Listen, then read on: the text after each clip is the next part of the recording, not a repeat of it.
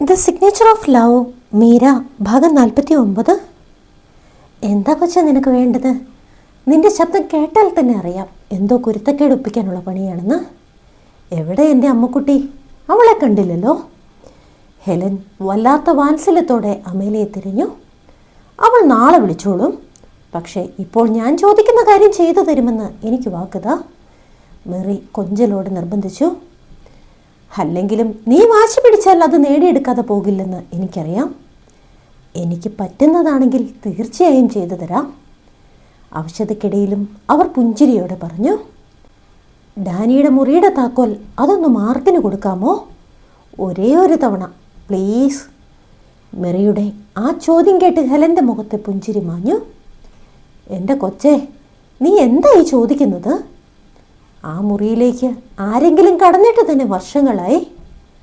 അത് അവൻ്റെ മാത്രം സ്വകാര്യ ലോകമാണ്. അവിടേക്ക് എത്തി നോക്കാൻ പോലും എനിക്ക് അനുവാദമില്ല. എന്നോടുള്ള വിശ്വാസം ഒന്നുകൊണ്ട് മാത്രമാണ് ആ താക്കോൽ അവൻ എന്നെ ഏൽപ്പിച്ചിരിക്കുന്നത്. അതൊഴികെ ബാക്കി എന്തു വേണമെങ്കിലും ഞാൻ നിനക്ക് തരാം. ഹെലൻ തൻ്റെ നിസ്സഹായാവസ്ഥ വെളിപ്പെടുത്തിക്കൊണ്ട് പറഞ്ഞു. എന്നാൽ മെറി വിട്ടുകൊടുക്കാൻ തയ്യാറായിരുന്നില്ല. ഇതിപ്പോൾ വേറെ ആർക്കും വേണ്ടിയല്ലല്ലോ ആ മുറി തുറക്കാൻ ഞാൻ പറയുന്നത്, മീരയ്ക്ക് വേണ്ടിയല്ലേ? അതിലിപ്പോൾ എന്താണിത്ര തെറ്റ്? എൻ്റെ പുന്നാര ഹെലനല്ലേ, ഇങ്ങനെ തല പുകയ്ക്കാതെ ആ താക്കോലെടുത്ത് മാർക്കിൻ്റെ കയ്യിൽ കൊടുത്തേ. വെറും 10 മിനിറ്റ്. അത് കഴിഞ്ഞാൽ ആ സാധനം നിങ്ങളുടെ കയ്യിൽ തന്നെ തിരിച്ചെത്തും. ആരും ഒന്നും അറിയാനും പോകുന്നില്ല. ഒന്നുമല്ലെങ്കിലും ഡാനി കാണാതെ നിങ്ങൾക്ക് ചോക്ലേറ്റ് എത്തിച്ചു തരുന്ന നിങ്ങളുടെ സ്വന്തം ഏജൻ്റല്ലേ ഈ ചോദിക്കുന്നത്? മെറി വാശിയോടെ പറഞ്ഞു.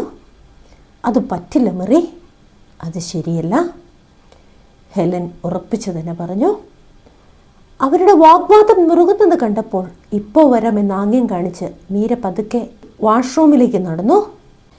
മീര നടന്നു മറിഞ്ഞു എന്നുറപ്പായതും മെറിയുടെ സ്വരം കൂടുതൽ ഗൗരവത്തിലായി.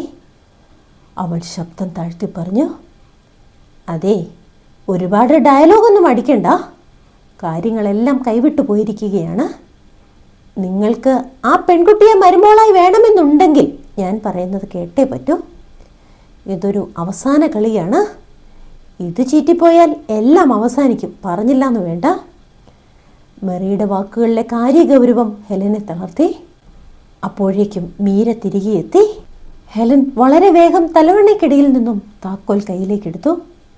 അങ്ങനെ പിണങ്ങല്ലേ മോളെ, ഞാൻ തരാം. പക്ഷെ 10 മിനിറ്റ്. അത് കഴിഞ്ഞാൽ ഈ താക്കോൽ ഇവിടെ എത്തിയേ പറ്റൂ. ആ ചെറുക്കനെങ്ങാനും അറിഞ്ഞാൽ എൻ്റെ തല വെട്ടിയ മുറിയിൽ കൊണ്ടുവയ്ക്കും, അതുറപ്പാ. വിറയ്ക്കുന്ന കൈകളോടെ ഹെലൻ ആ താക്കോൽ കൂട്ടം മാർക്കിന് നേരെ നീട്ടി. മാർക്ക് അത് വേഗത്തിൽ കൈക്കലാക്കി. മീര അടുത്തേക്കെത്തിയതും മാർക്ക് ഒന്നും സംഭവിക്കാത്ത മട്ടിൽ ചിരിച്ചുകൊണ്ട് പറഞ്ഞു.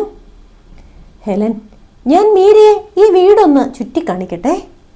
അത് കഴിഞ്ഞ് വന്നിട്ട് മരുന്നെടുത്ത് തരാം. അതുവരെ എൻ്റെ കൊച്ചു ചാച്ചിക്കോ.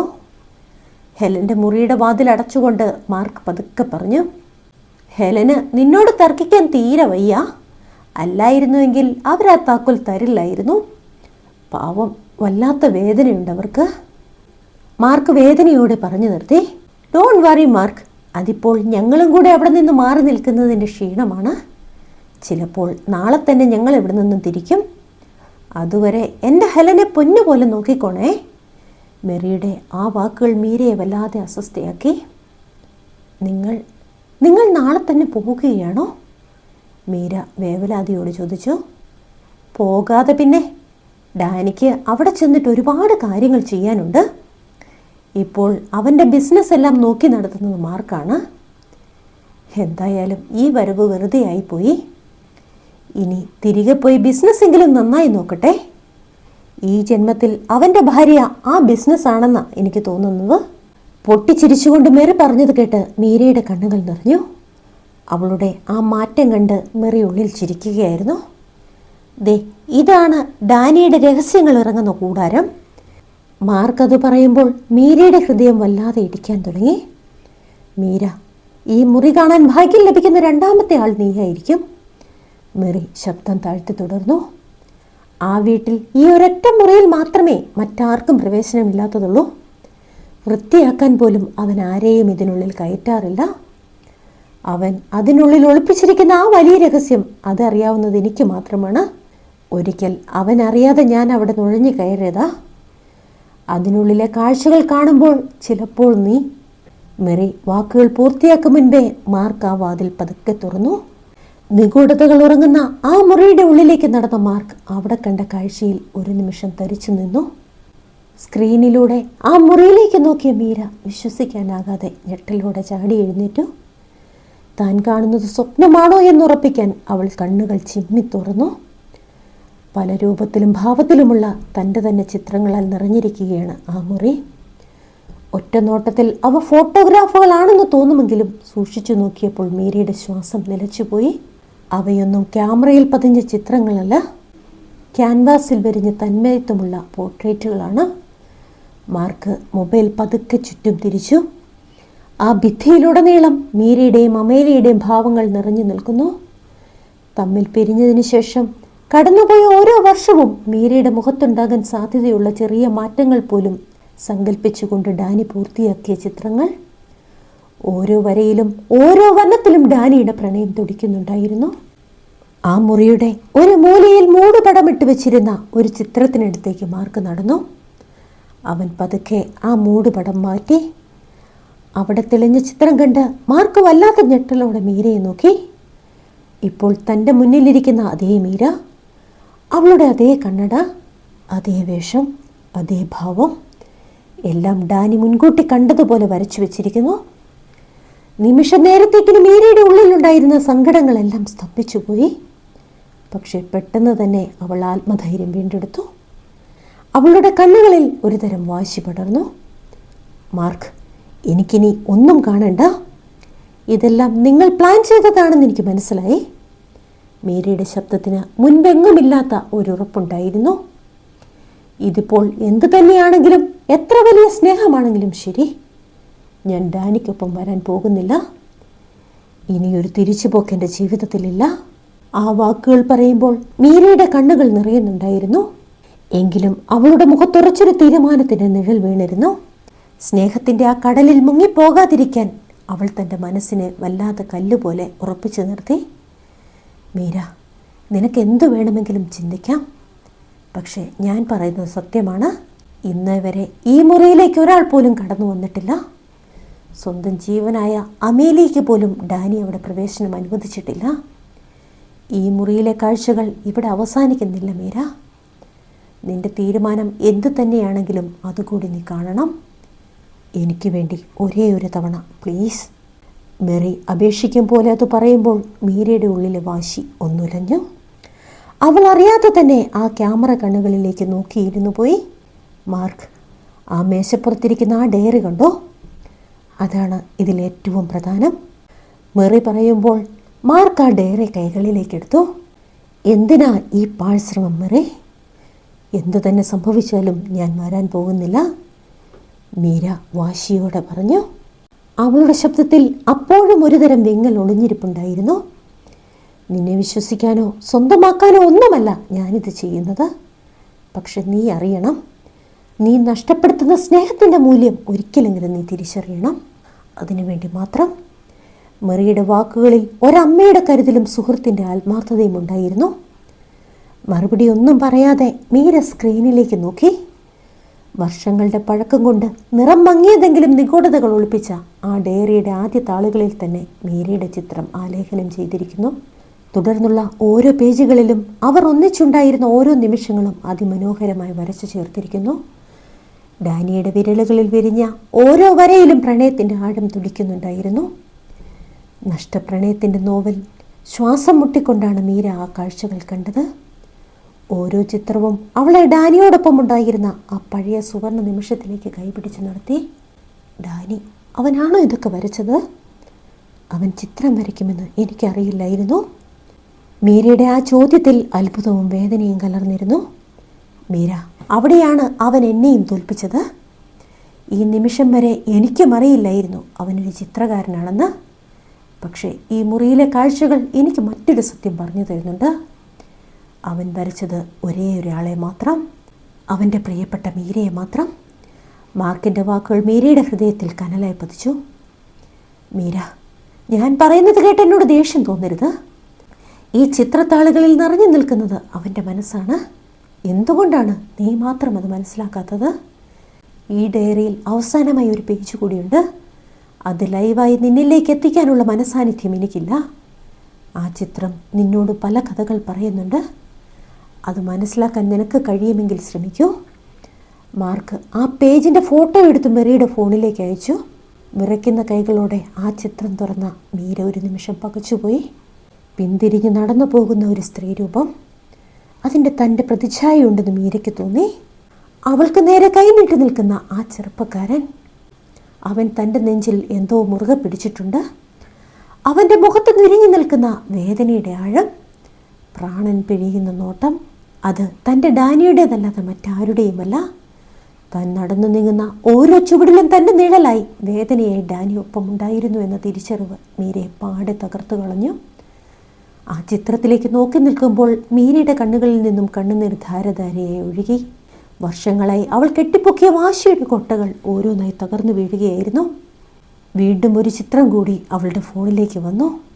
രണ്ടാമത്തെ ചിത്രം കണ്ടപ്പോൾ അവളുടെ ശ്വാസം നിലച്ചുപോയി. ചോര വാർന്നു പിടയുന്ന ഒരു ഹൃദയം, ആ രക്തത്തിൽ കുളിച്ചു നിൽക്കുന്ന ഒരു പെൺകുട്ടി. നിസ്സഹായതയോടെ അവന് നേരെ കൈനീട്ടുന്നു. എത്രയൊക്കെ എത്തിപ്പിടിക്കാൻ ശ്രമിച്ചിട്ടും അവളിലേക്ക് എത്താൻ കഴിയാത്ത അവൻ്റെ നെഞ്ചു പൊട്ടുന്ന വേദന ആ വരകളിൽ പ്രകടമായിരുന്നു. അടുത്ത ചിത്രത്തിൽ അതേ മനുഷ്യനിൽ നിന്ന് നിഴല് പോലെ ഒരു രൂപം വേർവിട്ട് വരുന്നത് അവൾ കണ്ടു. അതൊരാത്മാവാണെന്ന് മീരയ്ക്ക് മനസ്സിലായി. ആ മുഖത്തിന് ഡാനിയുടെ അതേ മുഖഛായയായിരുന്നു. തൻ്റെ പ്രാണൻ തന്നിൽ നിന്നും അകന്നു പോകുന്നത് നോക്കി നിൽക്കുന്ന ഒരുവിൻ്റെ അവസാന ശ്വാസം പോലെ ആ ചിത്രം ഭയപ്പെടുത്തുന്നതായിരുന്നു. എന്നാൽ അവസാന ചിത്രം മീരയെ അക്ഷരാർത്ഥത്തിൽ തളർത്തിക്കളഞ്ഞു. അതിലെ പെൺകുട്ടിയുടെ രൂപം വീണ്ടും താൻ തന്നെ. തെരുവോരങ്ങളെ മുഷിഞ്ഞ വസ്ത്രങ്ങളുമായി കുഴിഞ്ഞ കണ്ണുകളോടെ ജീവനോടെ പടപൊരുതുന്ന ഒരു രൂപം. നോക്കി നിൽക്കെ ആ രൂപത്തിന് മാറ്റം സംഭവിക്കുന്നു. അത് പതുക്കെ പതുക്കെ അമേലിയയുടെ രൂപമായി മാറുന്നു. നിനക്കിത് എന്താണെന്ന് മനസ്സിലായോ മീര? മെറിയുടെ ശബ്ദം ശാന്തമായിരുന്നുവെങ്കിലും അതിൽ സത്യത്തിൻ്റെ മൂർച്ചയുണ്ടായിരുന്നു. എനിക്ക് മനസ്സിലായത് ഇതാണ്. ഈ യാത്രയിൽ നിന്നെ കൂടാതെ അവൻ തിരിച്ചു പോയാൽ താൻ മരിച്ചു പോയേക്കുമെന്ന് അവൻ ഭയപ്പെടുന്നു. താനില്ലാത്ത ഈ ലോകത്തിൻ്റെ ഇരുട്ടിൽ പെട്ടുപോകുന്ന തൻ്റെ മകളും നാളെ ഒരു അശരണയായി മാറുമോ എന്ന ഭീതിയാണ് അവൻ്റെ വിരലുകൾ ആ ചിത്രത്തിൽ വരച്ചു വെച്ചിരിക്കുന്നത്. അതിന് എനിക്ക് എന്ത് ചെയ്യാനാകും? മീരയുടെ വാക്കുകളിൽ വല്ലാത്ത പതർച്ചയുണ്ടായിരുന്നു. അതെനിക്കറിയില്ല മീര, പക്ഷെ ഒരു കാര്യം അറിയാം. ഇവിടെ തീരുമാനം നിൻ്റേതാണ്. 3 ഭാര്യമാരുള്ള ജോസഫ് എന്ന മനുഷ്യൻ്റെ ഭാര്യയാകണോ അതോ ഡാനിയെപ്പോലെ ഒരു മനുഷ്യൻ്റെ ജീവശ്വാസമാകണോ എന്നത് നീ മാത്രം തീരുമാനിക്കേണ്ട ഒന്നാണ്. അത്രയും പറഞ്ഞ് മെറി പുറംതിരിഞ്ഞു കിടന്നു. ആ രാത്രി മീരയ്ക്ക് ഉറക്കമില്ലാത്ത ഒന്നായിരുന്നു. തന്നെ കാണാതെ തന്നോട് മിണ്ടാതെ കഴിഞ്ഞുപോയി എത്രയേറെ വർഷങ്ങൾ. എന്നിട്ടും ഡാനി തന്നെ മറവിയുടെ ലോകത്തേക്ക് വിട്ടുകൊടുത്തിട്ടില്ല എന്ന സത്യം അവളെ അത്ഭുതപ്പെടുത്തി. ഓരോ വർഷവും തൻ്റെ മുഖത്തുണ്ടായേക്കാവുന്ന ഭാവങ്ങൾ അവൻ എത്ര കൃത്യമായിട്ടാണ് സങ്കല്പിച്ച് വരച്ചിരിക്കുന്നത്. ഓരോ വരയിലും ഡാനി തൻ്റെ പ്രണയം അലിയിപ്പിച്ച് ചേർത്തിരിക്കുന്നു. എങ്കിലും നേരം വെളുക്കാറായപ്പോൾ മീര തൻ്റെ മനസ്സിനെ വീണ്ടും കല്ലുപോലെ ഉറപ്പിച്ചു. ജനാലയിലൂടെ പുറത്തെ ഇരുട്ടിലേക്ക് നോക്കി അവൾ സ്വയം പറഞ്ഞു, ഇല്ല, എനിക്ക് ഈ പ്രണയത്തെ സ്വീകരിക്കാനാകില്ല. പ്രണയത്തെക്കാൾ എനിക്ക് വലുത് എൻ്റെ അഭിമാനമാണ്, അലോഷിയുടെ അമ്മ എന്ന സ്ഥാനമാണ്. സ്വയം കണ്ടെത്തിയ ഉത്തരങ്ങളിൽ തൂങ്ങിപ്പിടിച്ച് കനൽ വീണ മനസ്സുമായി മീര ആ രാത്രിയെ യാത്രയാക്കി. പുലർച്ചെ ആ മുറിയിലേക്ക് കടന്നു വന്ന സിസ്റ്റർ തെരേസയുടെ വാക്കുകൾ ഒരു വിധി പ്രസ്താവം പോലെ അവൾക്ക് തോന്നി. മീര, എത്രയും പെട്ടെന്ന് റെഡി ആയിക്കോളൂ. 10 മണിയാകുമ്പോഴേക്കും നമുക്ക് രജിസ്റ്റർ ഓഫീസിലെത്തണം. ഞാൻ പിതാവിനോട് കാര്യങ്ങളൊക്കെ സംസാരിച്ചിട്ടുണ്ട്. അദ്ദേഹത്തിനും വലിയ സന്തോഷമായി. അമ്മേ, എനിക്ക് എന്തോ പറയാനായി മീര വിതുമ്പി. എന്താ കാര്യം? എന്തെങ്കിലും പറയാനുണ്ടോ? എന്തെങ്കിലും ഉണ്ടെങ്കിൽ അത് ഇനി ജോസഫിനോട് പറഞ്ഞാൽ മതി. ഇനി മുതൽ നിങ്ങൾ ഒരുമിച്ച് വേണം എല്ലാ കാര്യങ്ങളിലും തീരുമാനമെടുക്കാൻ. സിസ്റ്റർ അത് പറഞ്ഞുകൊണ്ട് തിരിഞ്ഞു നടക്കുമ്പോൾ അവരുടെ മുഖത്ത് അർത്ഥഗർഭമായ ഒരു പുഞ്ചിരി വിരിഞ്ഞു. അല്പസമയത്തിന് ശേഷം സാരി ഉടുത്ത് ലളിതമായ വേഷത്തിൽ പുറത്തേക്ക് വരുന്ന മീരയെ കണ്ടപ്പോൾ ഡാനിയുടെ കണ്ണുകൾ നിറഞ്ഞു. അവനോട് ചേർന്ന് നിന്ന അമേലിയയുടെ ഉള്ളിലും സങ്കടം അണപൊട്ടിയൊഴുകി. എന്നാൽ അവളെ ആ വേഷത്തിൽ കണ്ടതും ജോസഫ് തൻ്റെ വഷളൻ സ്വഭാവം പുറത്തെടുത്തു. എൻ്റെ പൊന്നോ, എന്നെ ആടാർ ലുക്കാടി ഇത്. അയാൾ ഒരു വഷളനെ പോലെ ഉറക്കെ വിളിച്ചു കൂവി. അലോഷി ഇത് കണ്ട് പുച്ഛത്തോടെ മീരയെ നോക്കി. എന്തായാലും നിങ്ങൾക്ക് ഇയാൾ തന്നെയാണ് ഏറ്റവും ചേർച്ച. ഇതുവരെ ചെയ്തു കൂട്ടിയതിനെല്ലാം പരിഹാരമായി ഇതുപോലൊരു വഷളനെ തന്നെ നിനക്ക് കിട്ടിയല്ലോ. അലോഷിയുടെ പരിഹാസം നിറഞ്ഞ വാക്കുകൾ കാതുകളിൽ മുഴങ്ങിയപ്പോൾ മീര തറപ്പിച്ചവനെ നോക്കി. ആ കണ്ണുകളിൽ എരിയുന്ന അഗ്നി കണ്ട് അലോഷി ഒരു നിമിഷം ഭയന്നുപോയി. എങ്കിലും ആ നോട്ടത്തിൽ എവിടെയോ ഒളിഞ്ഞിരിക്കുന്ന ഒരു ദൃഢനിശ്ചയം അവൻ്റെ മനസ്സിൽ ചെറിയൊരു പ്രതീക്ഷയേകി. സമയം 10:05. Mananthavady sub registrar office. ഇതാണോ വധുവും വരനും? മേശയ്ക്കപ്പുറം ഇരുന്ന ഉദ്യോഗസ്ഥൻ പുഞ്ചിരിയോട് ചോദിച്ചു. മുന്നിൽ നിന്നിരുന്ന ഡാനിയെ അല്പം തള്ളി മാറ്റി ജോസഫ് ആവേശത്തോടെ മുന്നോട്ട് വന്നു. അതെ സാർ, ഞങ്ങൾ തന്നെ. അയാൾ വെറ്റിലക്കര പിറഞ്ഞ തൻ്റെ പല്ലുകൾ പുറത്ത് കാട്ടിക്കൊണ്ട് ചിരിച്ചു. എന്നാൽ ആദ്യം സാക്ഷികൾ ഒപ്പിടട്ടെ. ദാ ഈ കോളത്തിൽ ഒപ്പിട്ടാൽ മതി. ഉദ്യോഗസ്ഥൻ രജിസ്റ്റർ തുറന്നു വെച്ചു. ആദ്യം ഞാനും ഡാനിയും ഒപ്പിടാം. ജോസഫിനെ അല്പം പിന്നിലേക്ക് മാറ്റി നിർത്തിക്കൊണ്ട് സിസ്റ്റർ തെരേസ പറഞ്ഞു. ഡാനിയെ മുന്നിലേക്ക് നീക്കി നിർത്തുമ്പോൾ സിസ്റ്ററുടെ കണ്ണുകളിൽ ഒരു നിഗൂഢമായ തിളക്കമുണ്ടായിരുന്നു. രജിസ്റ്റർ ഓഫീസിലെ ആ മുറിയിൽ ശ്വാസം അടക്കി പിടിച്ചു നിന്നവർക്കിടയിൽ വരാനിരിക്കുന്ന ആ വലിയ വഴിത്തിരിവിനായി കാലം കാത്തു നിൽക്കുകയായിരുന്നു. ഡാനി മുന്നോട്ട് ചെന്ന് രജിസ്റ്ററിലെ ആ കോളത്തിൽ ഒപ്പിടുന്നത് കണ്ടപ്പോൾ മീരയുടെ ഹൃദയം മുറവിളി കൂട്ടുകയായിരുന്നു. വേണ്ട എന്ന് ഉറക്കെ അലറാൻ അവളുടെ മനസ്സ് വെമ്പി. പക്ഷേ വാക്കുകൾ പുറത്തേക്ക് വരാൻ കഴിയാത്ത വിധം എന്തോ വലിയ ഒരു ഭാരം അവളുടെ തൊണ്ടയിൽ തടഞ്ഞു നിന്നു. ഇനി നിങ്ങൾ രണ്ടുപേരും കൂടി ഒപ്പിട്ടാൽ ചടങ്ങ് പൂർത്തിയാകും. രജിസ്റ്റർ മുന്നോട്ട് നീക്കി വെച്ചുകൊണ്ട് ഉദ്യോഗസ്ഥൻ പറഞ്ഞപ്പോൾ മീരയുടെ സകല നിയന്ത്രണങ്ങളും കൈവിട്ടുപോയി. അവൾ നിയന്ത്രിക്കാനാവാതെ പൊട്ടിക്കരഞ്ഞു. എന്തുപറ്റി? നിങ്ങൾക്ക് സമ്മതമില്ലാതെയാണോ ഈ വിവാഹം? ഉദ്യോഗസ്ഥൻ സംശയത്തോടെ തല ഉയർത്തി ചോദിച്ചു. എന്താ മീര നീ കാണിക്കുന്നത്? വേഗം ഒപ്പിട്. ഉദ്യോഗസ്ഥൻ്റെ ചോദ്യത്തിൻ്റെ മറുപടിയായി സിസ്റ്റർ തെരേസയുടെ കർക്കശമായ ശബ്ദമുയർന്നു.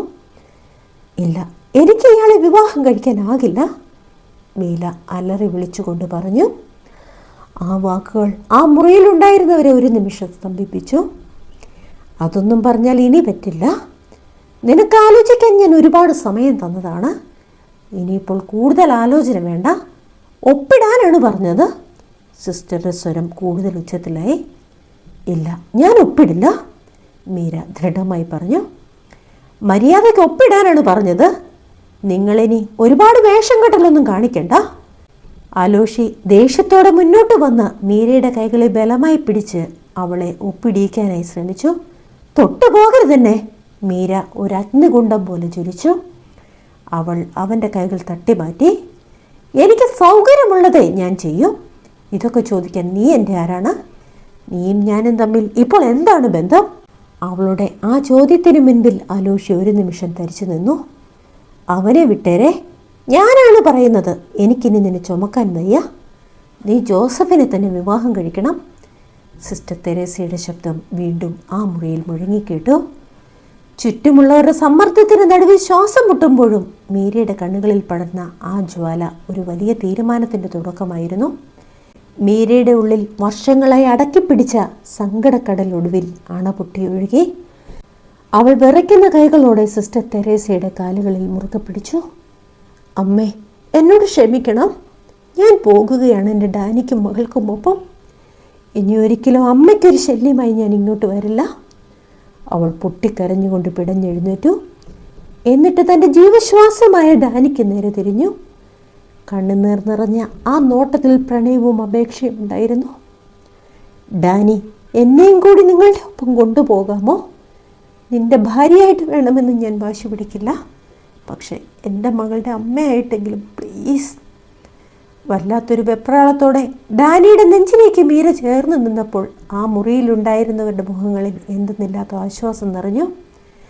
ഡാനി വല്ലാത്ത വിതുമ്പലോടെ സ്നേഹത്തോടെ അവളെ തന്നോട് ചേർത്ത് പിടിച്ചു. പെട്ടെന്ന് ജോസഫ് മുന്നോട്ട് പറഞ്ഞു. അതെങ്ങനെയാണ് ശരിയാവുന്നത്? ഞാൻ ഇത്രയും കഷ്ടപ്പെട്ട് ഈ സെറ്റപ്പുകളൊക്കെ ചെയ്തിട്ട് നീ ഇങ്ങനെ അവസാന നിമിഷം കാല് വാരിയാൽ അത് പറ്റില്ല.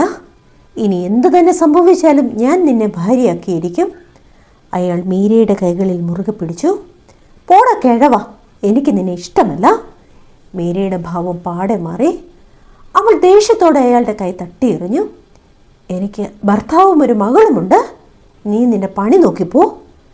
അടിപൊളി, നാടകം കൊള്ളാം. നാണമില്ലേ സ്ത്രീയെ നിനക്ക്? അലോഷി കാര്യങ്ങൾ വീണ്ടും വഷളാക്കാൻ ശ്രമിച്ചു. നീ പോടാ ചെക്ക. നീ നിന്റെ അമ്മായിയപ്പൻ്റെ കാര്യം മാത്രം നോക്കിയാൽ മതി. എൻ്റെ കാര്യം നോക്കാൻ ഇവിടെ ഡാനിയുണ്ട്, എൻ്റെ മകളുണ്ട്. എവിടെ എൻ്റെ കൊച്ച് അമേലിയ? വാശിയോടെ മീര ചുറ്റും തിരഞ്ഞു. അലോഷി, ഇത് മീരയുടെ ജീവിതമാണ്. അവൾ തീരുമാനമെടുത്തു കഴിഞ്ഞു. ഇനി നിനക്കിവിടെ സംസാരിക്കാൻ അനുവാദമില്ല.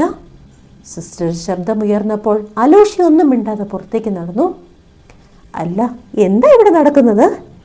എൻ്റെ സമയം മെനക്കെടുത്തുകയാണോ? ഉദ്യോഗസ്ഥൻ അക്ഷമനായി എഴുന്നേറ്റു. അയ്യോ, അങ്ങനെയല്ല സാർ. ചെറുക്കൻ്റെ സാക്ഷിയുമാണ് ഒപ്പിട്ടത്. ഇനി പെണ്ണും പെണ്ണിൻ്റെ സാക്ഷിയും കൂടി ഒപ്പിട്ടാൽ മതി. സിസ്റ്റർ മീരയെ നോക്കി കണ്ണിറുക്കി. എൻ്റെ കൊച്ചേ, എനിക്കറിയില്ലേ നിൻ്റെ മനസ്സ്. നിൻ്റെ ഡാനിയാണ് നിൻ്റെ വരൻ. ഇനി കൂടുതലൊന്നും പറയാതെ പെട്ടെന്ന് ഒപ്പിടാൻ നോക്ക്.